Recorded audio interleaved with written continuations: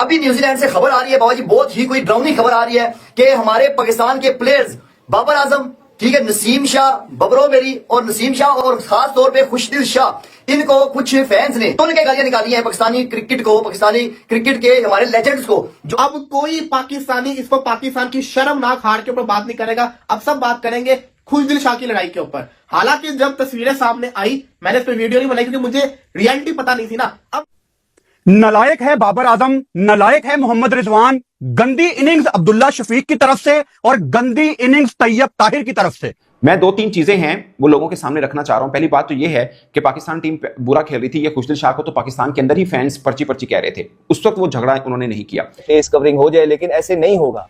ये face covering जितनी होनी थी आप लोगों की हो गई है। अब हकाइक सबके सामने है, पूरी कौम आपको पहचान गई है, पूरी कौम को पता है कि किसने कौन रॉन्ग नंबर थे, कौन लोग हैं जो रॉन्ग नंबर हैं। अब मैं आपको रियलिटी बताता हूँ। खुशदिल शाह की दो तस्वीरें आई, एक के अंदर उसको लोगों ने पकड़ा, दूसरे के अंदर वो शर्ट उसकी ऊपर हुई है, मारने जा रहा है फैन को। मैं देख के हैरान हो गया, मैं परेशान हो गया, भाई इसको क्या हो गया, ये क्या खड्डा हो गया। मुझे लगा जैसे कि आप सबको लगा होगा कि नहीं यार फैन ने कुछ बुरा भला बोल दिया, जैसे हारिस रऊफ को यूएसए में बोला था तो ये गुस्सा कर गया। तो मुझे बड़ा अफसोस हुआ कि खुशदिल शाह को ऐसे गुस्सा नहीं करना चाहिए, खुशदिल शाह को कंट्रोल रखना चाहिए। फैंस तो फैंस है, आप बुरी परफॉर्मेंस दिखाओगे लोग बोलेंगे। मैंने कहा कि जब तक मुझे पूरी इंफॉर्मेशन नहीं मिलेगी तब तक मैं इस पर बात नहीं करूंगा। जैसे कि ताली एक हाथ से नहीं बजती, दो हाथों से बजती है, इसी तरीके से खुशदिल शाह को गुस्सा ऐसे नहीं आया। इससे पहले भी वेन्यूज के अंदर पाकिस्तान टीम खेली है, फैंस ने बहुत छेड़खानी की है। आपने वीडियो भी देखी होगी, बल्कि एक फीमेल क्रिकेट फैन थी, उसने अबरार को कहा, भारतीय बजाहिर लगा कि वो भारतीय फैन है, कि आपने शुभमन गिल को आउट होने के बाद यूं क्यों किया था। याद है आपको वीडियो देखी। इसके अलावा भी बहुत छेड़खानी पाकिस्तानी क्रिकेट के साथ फैंस करते रहे, बात भी करते रहे, मगर कोई क्रिकेटर झगड़ा नहीं किया। खुशदिल शाह ने झगड़ा क्यों किया? उस खुशदिल शाह ने जो कि टीम पाकिस्तान की तरफ से खेला ही नहीं है वनडे में। खबरें यहाँ आ रही थी कि खुशदिल शाह की जो वो एक फड्डा हुआ है, एक इंसिडेंट हुआ है, वो क्यों हुआ, क्या बैकग्राउंड है, जिसने किया उसकी नेशनैलिटी क्या है, बहुत सारी चीजें हैं। ये केस कब रिपोर्ट किया गया, क्यों रिपोर्ट किया गया, क्या वजूहात पेश आई, कब टीम मैनेजमेंट को पता चला, कब पाकिस्तान क्रिकेट बोर्ड को पता चला। एक और लन दे दिया है मेरा रिजू, इकट्ठे 3 लन लेके पीएसएल में आ रहा है, क्योंकि या तो विन है या तो लन है।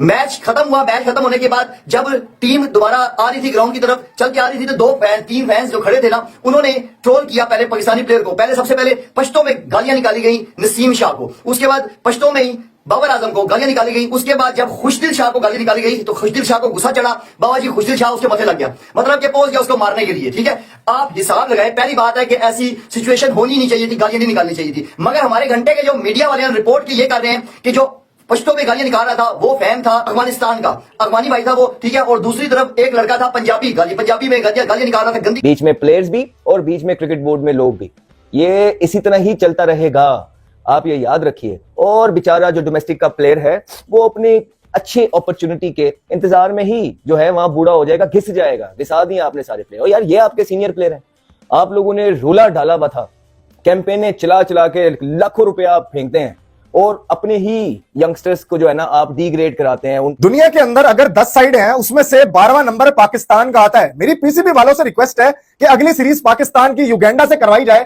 ताकि शायद हमारे बैट्समैनों को असल पता लग सके कि वो कितने पानी के अंदर है। हमारा दिल बहुत टूटा हुआ है, हम जीते हुए मैच हारते हैं, हम पहले मैच को बनाते हैं और फिर हम हारते हैं। फैंस तो बुरा भला बोल रहे थे, हुआ क्या कि 2 से 3 अफगानी फैंस भी थे ग्राउंड के अंदर, उन्होंने पश्तो के अंदर पाकिस्तानी क्रिकेटर्स को बुरा भला बोला, खुशदिल ने बर्दाश्त कर लिया क्योंकि खुशदिल शाह को भी पश्तो आती है।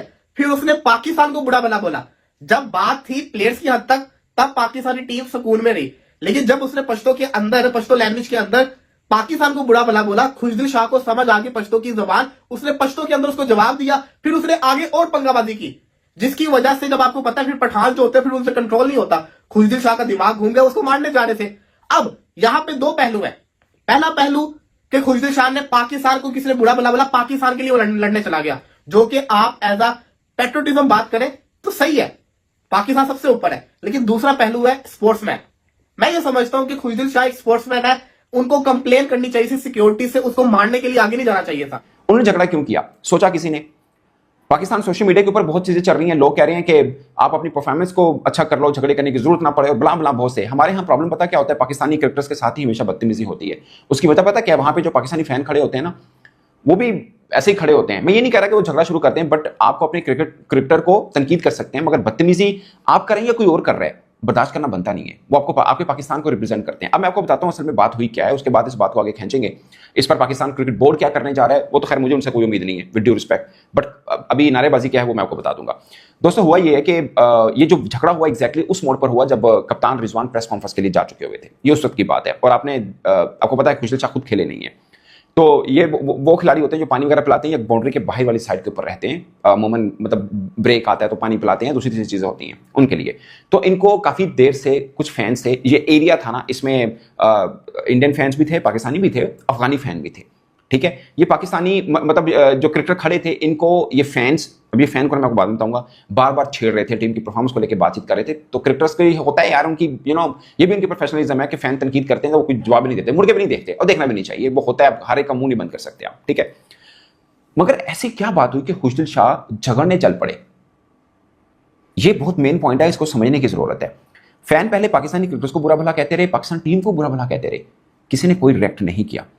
ठीक है, बाद में उस फैन ने पाकिस्तान के ऊपर आकर पाकिस्तान को, मैं कह रहा हूं पाकिस्तान टीम नहीं कह रहा, पाकिस्तान को बुरा भला बोलना शुरू कर दिया। क्रिकेट का माइंडसेट, आपका कप्तान जो कि 3 मैचेस इधर और 3 मैचेस ट्राई नेशन में एक ही टीम से हार के बैठा हुआ है और वो बोल रहा है कि कोई फर्क नहीं पड़ता, let's go and let's enjoy PSL because it is very important for us. Uncensored, unfiltered और दिल की आपके सामने रखेंगे, क्योंकि देखिए अब तो कुछ बचा ही नहीं ना। आप तो सुबह भी मैंने एक बात बोली थी, शर्म एक ऐसी चीज है जिसको सिर्फ आए उसी को पता चलती है, हमें तो बहुत आ रही।